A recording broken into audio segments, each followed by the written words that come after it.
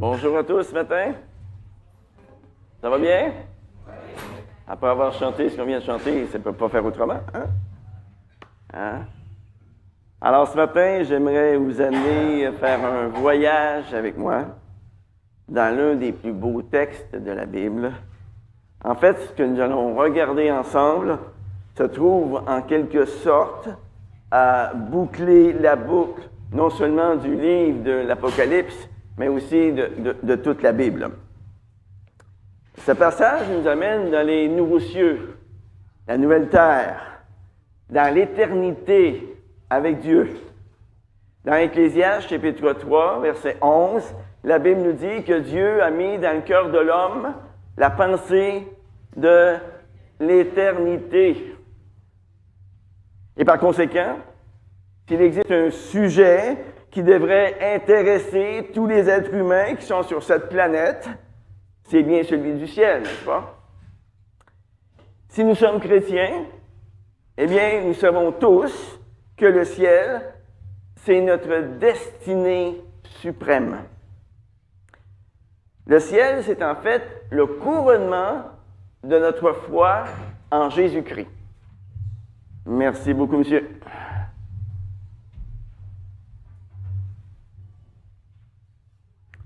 Mais habituellement, comment est-ce que nous nous imaginons le ciel? Pensez-y un instant. Pas trop longtemps, juste un instant. Par exemple, lorsqu'on prononce le mot ciel, même si vous croyez qu'il existe, même si vous avez déjà lu la Bible à plusieurs reprises dans votre vie, dites-moi, qu'est-ce qui vous vient à l'esprit lorsque vous entendez parler du ciel? Lorsque vous pensez au ciel? Est-ce que vous pensez à des gens habillés en blanc qui vont jouer de la harpe pendant des milliards d'années sur un nuage blanc? Est-ce que vous pensez à des anges avec des grandes ailes blanches qui vont manger du fromage Philadelphia, eux aussi assis sur un grand nuage blanc? Ou bien est-ce que vous pensez à un vieux barbu avec une longue barbe blanche, du genre hippie, assis sur une chaise, celui-ci étant fort probablement le propriétaire des lieux? Est-ce que c'est comme ça que vous pensez au ciel? Est-ce que c'est notre vision du ciel ce matin? Eh bien, malheureusement, c'est la vision de beaucoup de gens aujourd'hui. Et ce n'est pas étonnant qu'avec une telle vision, il y ait si peu de gens qui aient envie d'y aller. Car cette fausse vision du ciel ne représente pas du tout le bien suprême, mais bel et bien l'ennui suprême. Alors, c'est peut-être mieux que l'enfer, mais pas beaucoup mieux. D'autant plus qu'il paraît que ça va être long, même très, très long. Lorsqu'on parle entre chrétiens, bien souvent, on parle du ciel comme si c'était un genre de prix de consolation. Par exemple, on veut aller au ciel parce que la vie sur terre est trop dure. On en a ras-le-bol de cette vie de misère. Ou bien, on veut aller au ciel parce qu'on a envie de revoir un de nos proches qui est décédé. En plus de cela, pour d'autres personnes, ce que je vois et surtout ce que j'entends, c'est qu'ils ne sont pas du tout pressés d'aller au ciel. Et pourquoi donc? Parce qu'ils sont beaucoup trop confortables ici-bas. Vous voyez, peut-être que pour certains d'entre nous, ce matin, notre attitude face au ciel a besoin d'un petit rafraîchissement. Mais avant d'aller plus loin, écoutons le témoignage de l'apôtre Paul pendant un instant.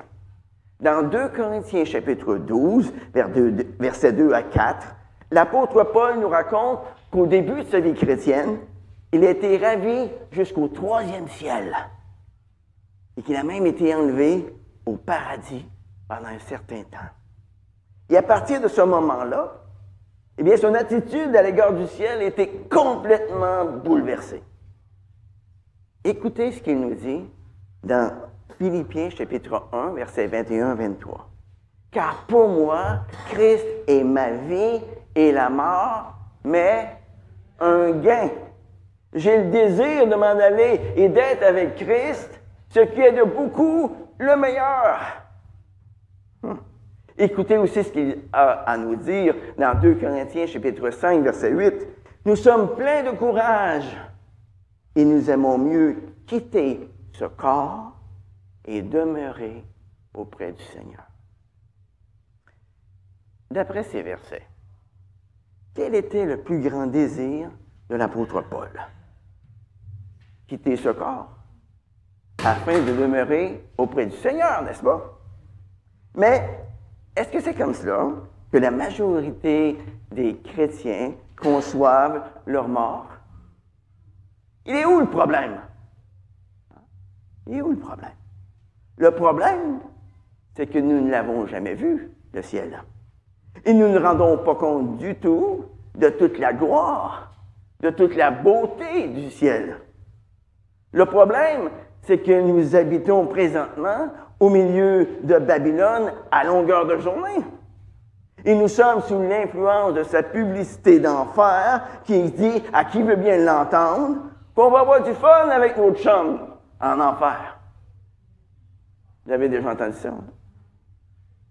Alors, regardons maintenant un aperçu de ce que Dieu nous dit sur les nouveaux cieux et sur la nouvelle terre. Regardons les 8 premiers versets d'abord du chapitre 21. « Je vis un nouveau ciel et une nouvelle terre, car le premier ciel et la première terre avaient disparu et la mer n'était plus. Et je vis descendre du ciel d'auprès de Dieu la ville sainte, la nouvelle Jérusalem, prête comme une épouse qui s'est parée pour son époux. J'entendis du trône une forte voix qui disait, « Voici le tabernacle de Dieu avec les hommes. Il habitera avec eux, ils seront son peuple, et Dieu lui-même sera avec eux. Il essuiera toute larme de leurs yeux, la mort ne sera plus. Il n'y aura plus ni deuil, ni cri, ni douleur, car les premières choses ont disparu. » Celui qui était assis sur le trône dit, « Voici, je fais toutes choses nouvelles. » Et il dit, « Écris, car ces paroles sont certaines et vraies. » Il me dit, « C'est fait, je suis l'alpha et l'oméga, le commencement et la fin. À celui qui a soif, je donnerai de la source de l'eau de la vie gratuitement. Tel sera l'héritage du vainqueur. Je serai son Dieu et il sera mon fils. Mais pour les lâches, les incrédules, les abominables, les meurtriers, les débauchés, les magiciens, les idolâtres et tous les menteurs, leur part sera dans les temps brûlants de feu et de souffle. Là, c'est la seconde mort. Qu'est-ce que nous voyons ici dans ce passage? Au verset 1, nous avons une création complètement renouvelée. Un monde nouveau, un monde infiniment meilleur que le premier ciel et la première terre dans laquelle nous avons vécu. La fin du verset 1 nous dit que la mer n'était plus. Dans l'Antiquité, la mer faisait vraiment peur. Et elle fait encore peur, bien souvent encore de nos jours. La mer évoque une violence, bien souvent imprévisible, qui a coûté la vie à tellement de gens. Mais dans le monde nouveau, l'homme ne tremblera plus devant cet élément redoutable. Au verset 2, nous voyons une ville sainte, dans laquelle il y a une relation parfaite, idéale, entre l'épouse et l'époux. Il est écrit, que l'épouse s'est faite belle pour plaire à son époux. Oui, l'époux lui-même l'a rendue belle par sa grâce, par son pardon. Il l'a lavée de toutes ses souillures. Il l'a revêtue d'une robe de mariée pour la faire paraître devant lui sans tache, ni ride, ni rien de semblable, mais sainte et irréprochable, nous dit Éphésiens chapitre 5, verset 27. Puis au verset 3, nous voyons la présence personnelle de Dieu auprès de chacun de nous. Il habite avec nous. Nous sommes son peuple. Au verset 4, nous voyons un lieu où il n'y aura plus de souffrance, un lieu où il n'y aura plus de larmes, ni de mort, ni de deuil, ni de cris, ni de douleur. C'est un lieu où nous expérimenterons la consolation parfaite, totale. Wow. Hein? Wow. C'est tellement beau qu'on a un petit peu de mal à y croire, n'est-ce pas? Et pourtant, le verset 5 nous dit que ce sont les paroles certaines et vraies de celui qui est assis sur le trône. Ce n'est donc pas un conte de fées qu'on est en train de nous raconter ici, là. Pas un conte de fées à la Disney, là. Non. Au verset 6, nous voyons un lieu où notre soif existentielle de satisfaction sera enfin étanchée. Au verset 7, nous voyons un lieu où les élus reçoivent l'appartenance, l'identité, l'adoption auprès de Dieu lui-même. Nous serons appelés ses fils et ses filles. Nous serons appelés ses enfants. Et enfin, au verset 8, nous voyons un lieu débarrassé de tous ceux qui auront aimé le péché et le mal ici-bas et qui auront refusé de se repentir. Regardons maintenant les versets 9 et 10. Puis un des 7 anges qui tenait les 7 coupes remplies des 7 dernières plaies vint et me parla en disant, « Viens, je te montrerai l'épouse, la femme de l'agneau. » Il me transporta en esprit sur une grande et haute montagne. L'ange qui nous avait dévoilé toutes les horreurs de Babylone dans les chapitres 17 et 18 est de retour ici. Cet ange nous fait découvrir l'alternative à Babylone. Il nous montre la cité céleste.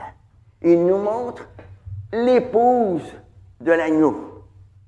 Comme vous le savez, le livre de l'Apocalypse utilise beaucoup de métaphores.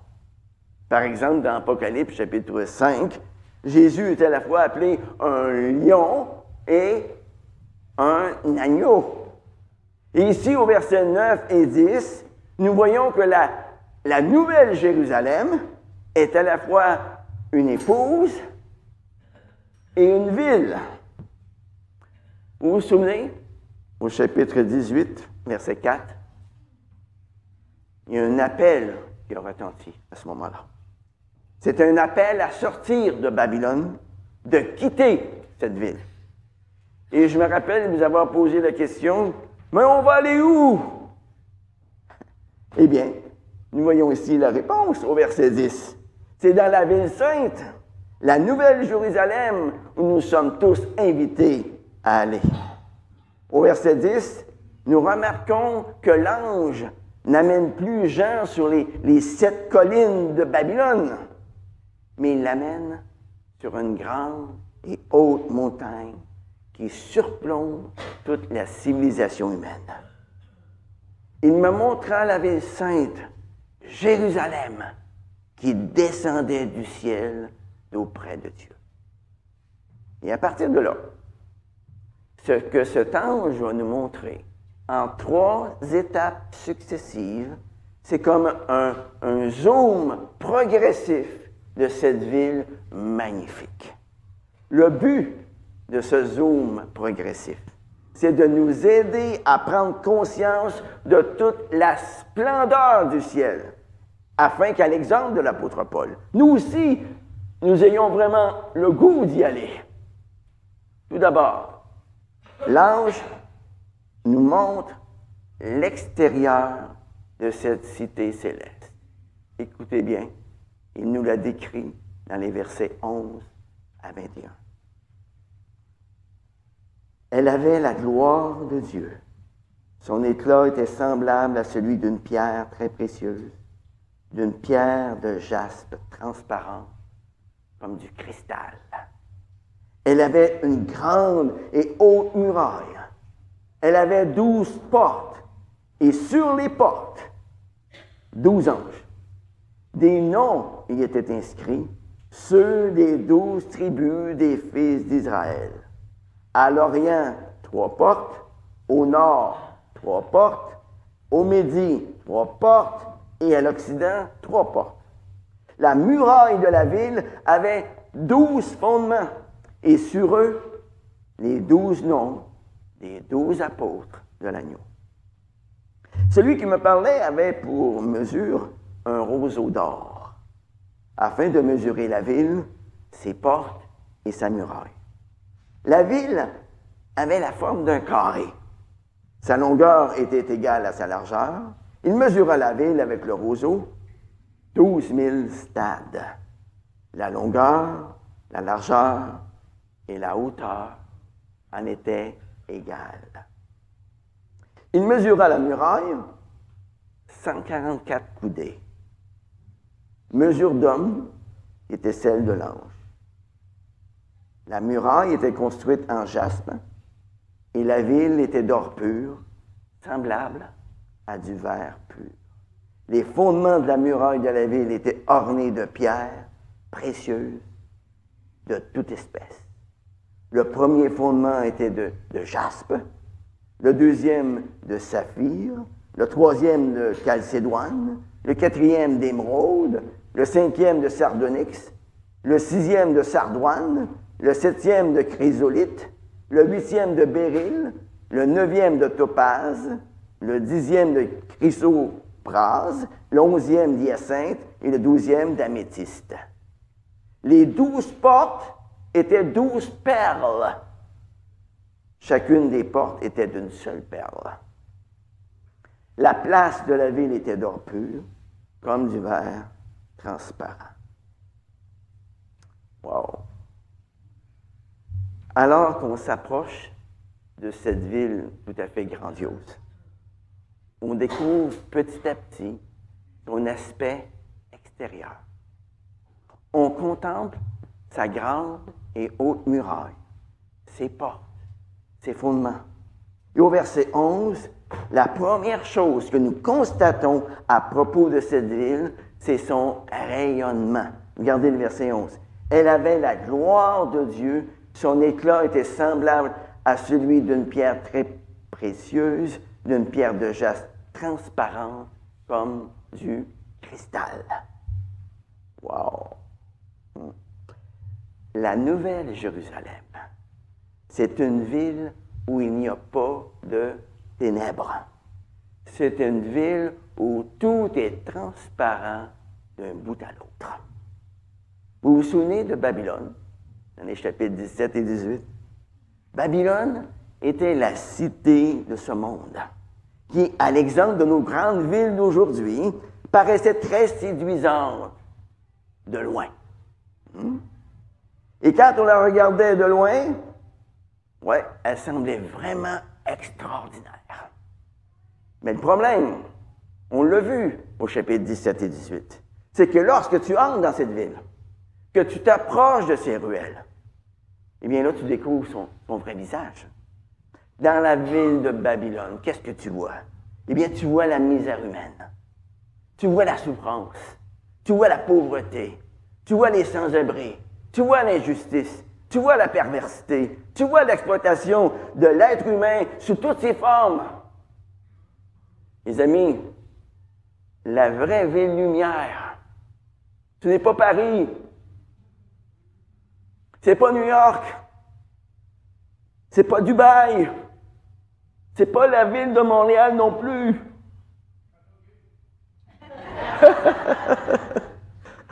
Ni Châteauguay.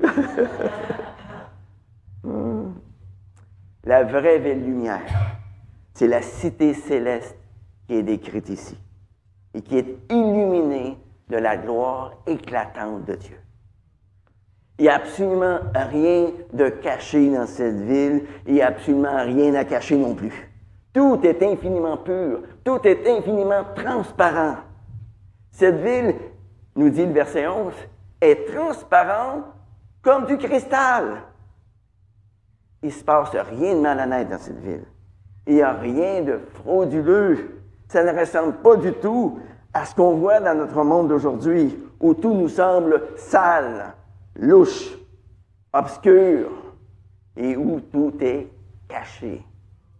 Mais ici, dans cette cité céleste, chaque personne qui y habite est parfaitement pure dans ses pensées, pure dans ses intentions, pure dans ses motivations, pure dans ses ambitions. Dites-moi, est-ce que ça ne vous donne pas envie de faire vos valises? De passer immédiatement vers cet endroit extraordinaire? Mais attendez un instant, vous n'avez encore rien vu. Au début du verset 12, nous voyons que cette ville a une grande et haute muraille. Elle avait 12 portes. Et qu'est-ce qu'on remarque sur les portes? 12 anges. Chacune de ces portes est surmontée d'un ange chargé de monter la garde. C'est pas tout le monde qui a accès à cette ville fortifiée. Pour y entrer, il faut montrer patte blanche, comme on dit. Vous vous souvenez dans Genèse, chapitre 3, verset 24? Dieu avait posté des chérubins à l'entrée du jardin d'Éden pour interdire l'accès à l'arbre de vie. Mais ici, c'est un petit peu la même chose. Ce sont seulement ceux qui ont lavé leur robe, ce sont seulement ceux qui ont revêtu un habit de noces qui ont accès à cette ville. Et avec quels matériaux les 12 portes sont-elles faites? Eh bien, regardez le verset 21. Les 12 portes étaient 12 perles. Chacune des portes était d'une seule perle. D'une seule perle. Une seule perle. Chacune des portes. Les 12 portes sont 12 perles. Ce pas des petites perles comme les dames portent autour du cou, là, hein? Ce sont des perles gigantesques, immenses. Ensuite, au verset 14, nous voyons que la muraille de la ville avait 12 fondements. Et avec quels matériaux ces fondements sont-ils faits? Bien, on le voit au verset 19 et 20. Regardez, on relit. Les fondements de la muraille de la ville étaient ornés de pierres précieuses de toute espèce. Le premier fondement était de jaspe, le deuxième de saphir, le troisième de chalcédoine, le quatrième d'émeraude, le cinquième de sardonyx, le sixième de sardoine, le septième de chrysolite, le huitième de béryl, le neuvième de topaze, le dixième de chrysoprase, le 11e d'hyacinthe et le 12e d'améthyste. Wow! Hein? Imaginez un instant. Les fondements de la muraille sont des pierres précieuses. Vous trouvez pas ça incroyable? Même les fondations qu'on ne voit habituellement pas sont faites de pierres très précieuses. Vous vous souvenez de Babylone? Ça, c'était la ville tape à l'œil, hein, la prostituée. Mais ici, ce qu'on voit, c'est quelque chose qu'on n'a jamais vu auparavant. Ici, nous entrons dans un univers où il n'y a aucun vice caché, où tout est transparent d'un bout à l'autre. Dans l'univers de Babylone, tout était axé sur le plaisir personnel. Plaisir personnel qu'on pouvait habituellement obtenir en dépouillant les autres ou en leur marchant sur la tête. Mais ici, dans cette cité céleste, tous les biens qu'on y voit sont d'une richesse inimaginable.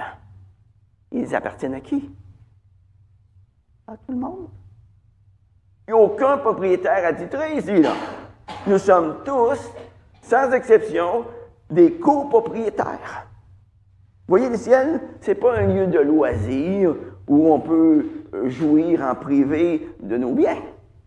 Non, tous les biens de cette ville sont mis à la disposition de tous ceux qui y habitent. Et cela uniquement en raison de l'amour que Dieu a eu pour eux. Uniquement à cause de cela. Mais qui sont ceux qui habitent cette cité céleste? Eh bien, regardons à nouveau les versets 12 et 14. Quels sont les noms inscrits sur les 12 portes de la cité céleste au verset 12? Sur les 12 portes sont inscrits les noms des 12 tribus d'Israël. Et quels sont les noms inscrits sur les 12 fondations de la cité céleste au verset 14? Ce sont les noms des 12 apôtres. Regardez maintenant les dimensions de cette ville au verset 16. 12 000 stades, soit 12 fois 1000, 12 fois 10 à la puissance 3. Et maintenant, regardez l'épaisseur de la muraille au verset 17. 144 coudées, 12 fois 12. C'est important pour nous de nous souvenir que le symbolisme des chiffres dans le langage apocalyptique se retrouve presque partout. Du début de l'Apocalypse jusqu'à la toute fin, le chiffre 12 représente le chiffre du peuple de Dieu. Les 12 tribus d'Israël, les 12 apôtres, les 12 portes, les 12 fondations. Alors, c'est quoi le message ici? Le message, c'est que les 12 tribus formaient le peuple de Dieu dans l'Ancien Testament. Et les 12 apôtres forment le peuple de Dieu dans le Nouveau Testament. Alors, symboliquement, cette cité céleste représente la totalité du peuple de Dieu. À travers toute l'histoire de l'humanité, Dieu s'est constitué un peuple en le recrutant parmi les Juifs et parmi les païens. Et tout ce tableau n'a qu'un seul but: remplir le cœur des croyants du fervent désir d'accéder à la Jérusalem d'en haut et d'y vivre éternellement. Et de quoi le ciel sera-t-il rempli? Eh bien, pour avoir la réponse, nous devons retourner au verset 3, où nous entendons une forte voix qui dit: « Voici le tabernacle de Dieu avec les hommes.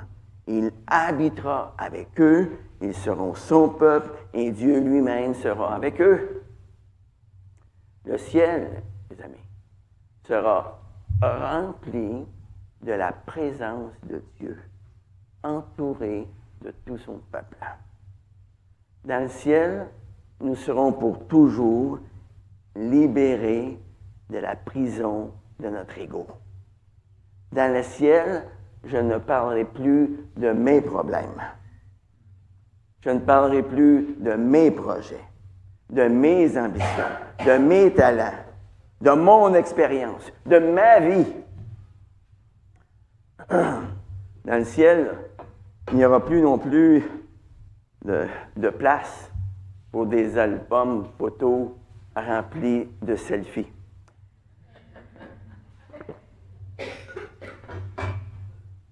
Il n'y aura pas de place non plus où nous pourrons mettre en lumière tous les trophées des exploits qu'on a accomplis. Nous serons placés face à face à quelque chose de tellement plus grand, de tellement plus glorieux, de tellement plus éblouissant que nous allons nous oublier nous-mêmes. Et dites-vous bien une chose, on n'aurait même pas besoin de se forcer pour le faire. Notre désir de ramener les choses à nous-mêmes et d'être servis en premier, ça va complètement, mais complètement disparaître. Et tout ceci nous amène à l'intérieur de la ville. Au début du chapitre 22. C'est-à-dire à la fin du chapitre 21. Des versets 22 à 27, on voit cela. L'ange nous fait entrer à l'intérieur de la ville. Là, on voit à quoi ressemble la vie à l'intérieur de cette ville. Regardez bien. Je n'y vis pas de temple, car le Seigneur Dieu Tout-Puissant est son temple, ainsi que l'agneau.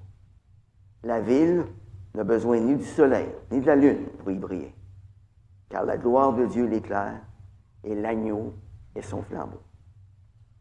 Les nations marcheront à sa lumière, et les rois de la terre y apporteront leur gloire. Ses portes ne se fermeront point pendant le jour, car là, il n'y aura pas de nuit. On y apportera la gloire et l'honneur des nations. Il n'y entrera rien de souillé, ni personne qui se livre à l'abomination et au mensonge, mais ceux-là seuls qui sont inscrits dans le livre de vie de l'agneau. Vous remarquerez une chose intéressante ici, au début du verset 22. Regardez bien. Je n'y vis pas de temple. Il y a une seule fois dans toute la Bible où c'est écrit « Je ne vis pas ». Je ne vis pas. La seule fois où c'est écrit, c'est ici, dans Apocalypse, chapitre 21, verset 22. Habituellement, nous sommes dans l'admiration devant les choses que l'on voit. Par exemple, je me promenais à Mont-Saint-Hilaire, je me promenais à Rougemont cette semaine, et je voyais les champs remplis de pommiers en fleurs. C'était tout simplement éblouissant. Hein? Éblouissant. J'étais dans l'admiration. Je disais à ma femme, regarde, regarde, regarde. Hein? J'étais comme en extase devant tout ce que je voyais. Mais ici, c'est tout le contraire. L'apôtre Jean est dans l'admiration devant les choses qu'il ne voit pas. Mais qu'est-ce qu'il ne voit pas? Regardez la suite du verset. Verset 22. Car le Seigneur Dieu Tout-Puissant est son temple, ainsi que l'agneau. C'est le Seigneur qui est le temple. C'est l'agneau.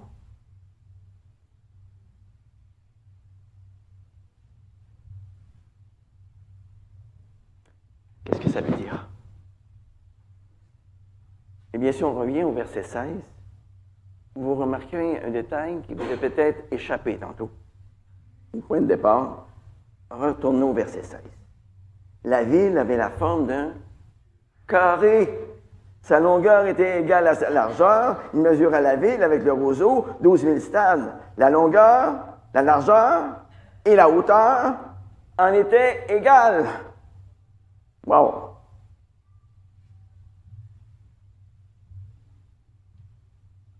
La forme de cette ville a la forme d'un cube. Est-ce qu'il y a un autre endroit en forme de cube dans la Bible? Le lieu très saint. Exactement. C'est le seul autre endroit dans la Bible où il y a un cube. Ce lieu très saint était un endroit où il ne devait y entrer rien de souillé, ni personne d'impur. Personne ne pouvait y entrer, sauf le souverain sacrificateur, qui, une fois par année, y entrait pour faire le sacrifice d'expiation pour les péchés de tout le peuple, afin que Dieu suspende son jugement sur le peuple. Mais ici, tout cela est terminé. En Apocalypse chapitre 21, nous sommes tous placés dans le lieu très saint. Nous sommes tous au milieu du temple. Il n'y a plus de jugement suspendu au-dessus de nos têtes. Tous ceux qui habitent dans la cité céleste, du plus petit jusqu'au plus grand, sont en permanence dans la présence de Dieu pour l'éternité. Regardez le verset 23. La ville n'a besoin ni du soleil, ni de la lune pour y briller, car la gloire de Dieu l'éclaire et l'agneau est son flambeau. Qu'est-ce qu'on remarque ici? L'éclairage public, comme vous voyez ici, là, Ça ne sera plus nécessaire, les amis. Même l'éclairage du soleil et de la lune ne seront plus nécessaires. C'est Dieu lui-même qui va nous éclairer. Regardez le verset 24. Les nations marcheront à sa lumière et les rois de la terre y apporteront leur gloire. Qu'est-ce qu'on remarque ici? Les nations marcheront à sa lumière. Donc, il n'y aura plus aucune rébellion de la part des nations. Il n'y aura plus aucune contestation. Tout sera fait dans la paix et dans l'amour. Verset 25. Ces portes ne se fermeront point pendant le jour, car là, il n'y aura pas de nuit. Et ceci fait en sorte que s'il n'y a pas de nuit, les portes de la ville ne seront jamais fermées. Imaginez, là, plus aucun besoin de mettre quoi que ce soit en sécurité, plus besoin de système d'alarme, il n'y aura aucun danger dans cette ville. On va être en parfaite sécurité.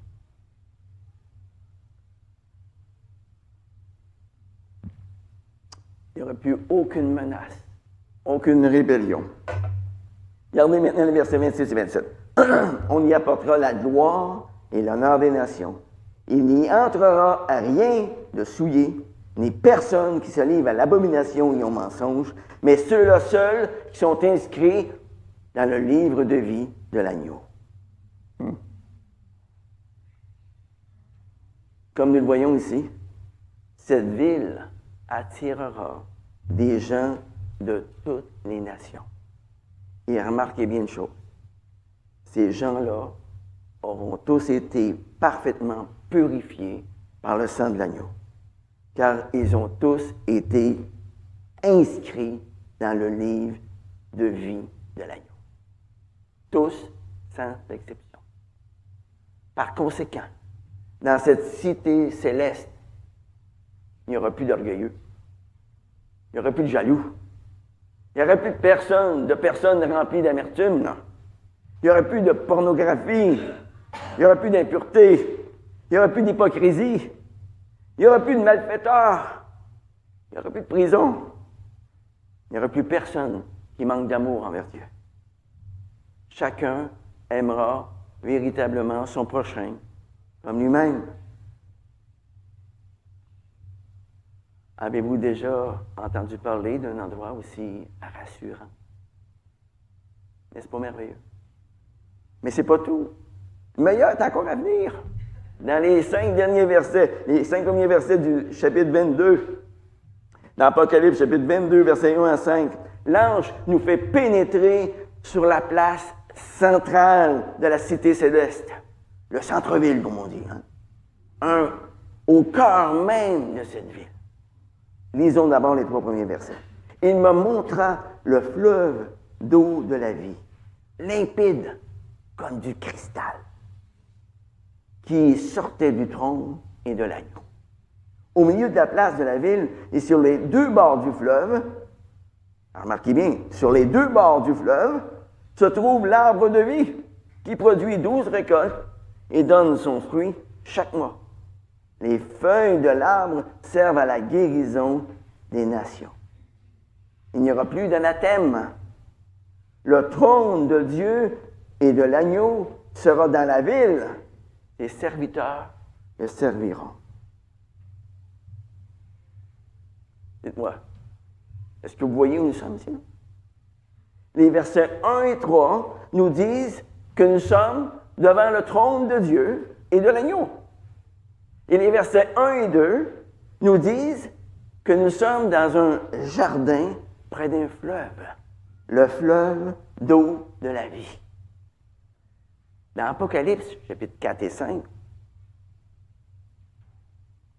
vous vous souviendrez, nous avions vu un trône dans le ciel sur lequel quelqu'un était assis. Et dans Genèse, chapitre 1 et 2, nous avions vu que l'homme et la femme avaient été placés dans un jardin. Et nous voilà ici, revenus à la foi devant le trône de Dieu dans le ciel et dans le jardin. Mais il y a quelque chose qui a complètement changé ici. Mais qu'est-ce qui a changé depuis la dernière fois où l'homme était dans le jardin en Genèse 3? Eh bien, grâce à celui qui est assis sur le trône et à l'agneau, on voit au verset 3 qu'il n'y a plus d'anathème, il n'y aura plus de malédiction. Est-ce que vous mesurez toute l'étendue de cette affirmation?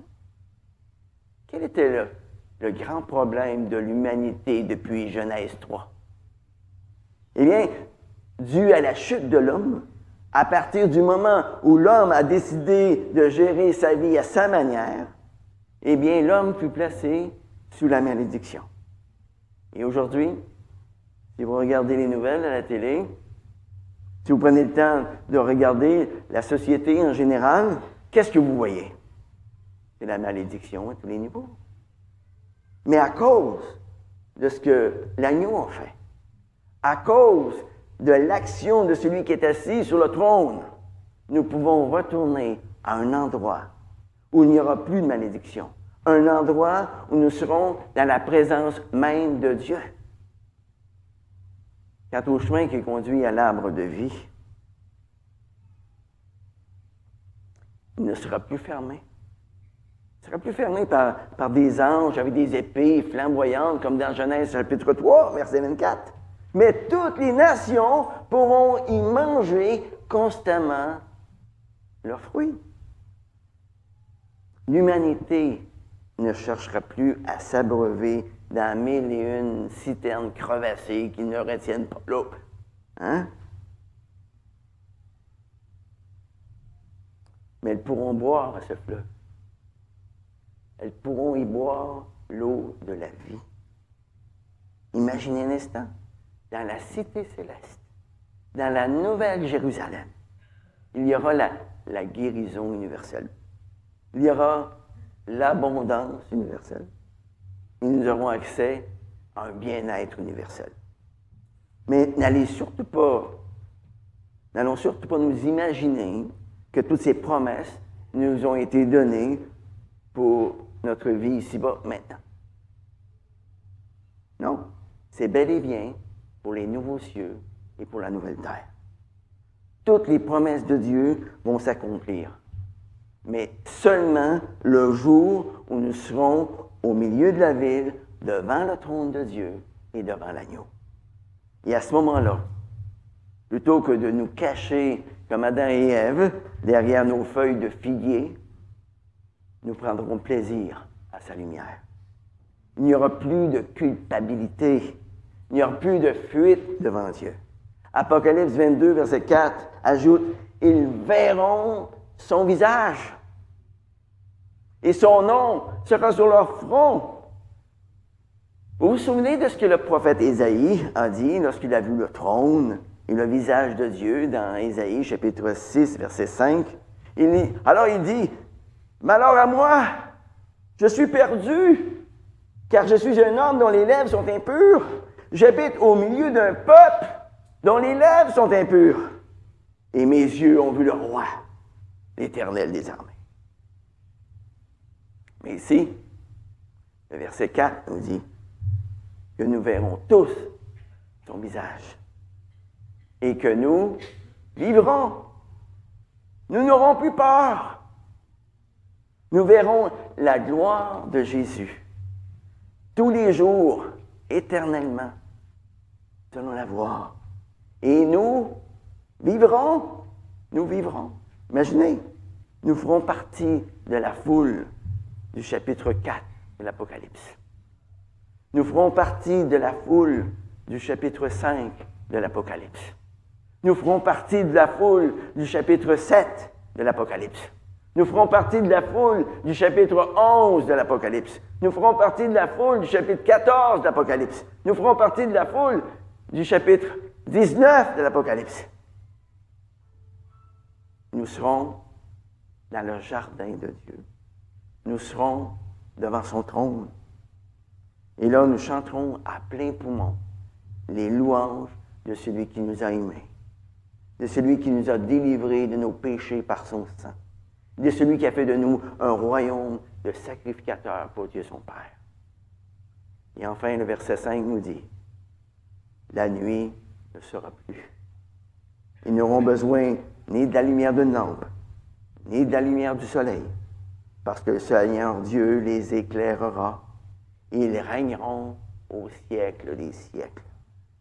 Voilà, les amis, voilà la cité de Dieu dans laquelle nous allons vivre éternellement. Vous remarquerez que tout est idéal dans cette cité. Sa vie intérieure y est exempte de tout problème, de toute malédiction. Tout est lumineux, tout est clair.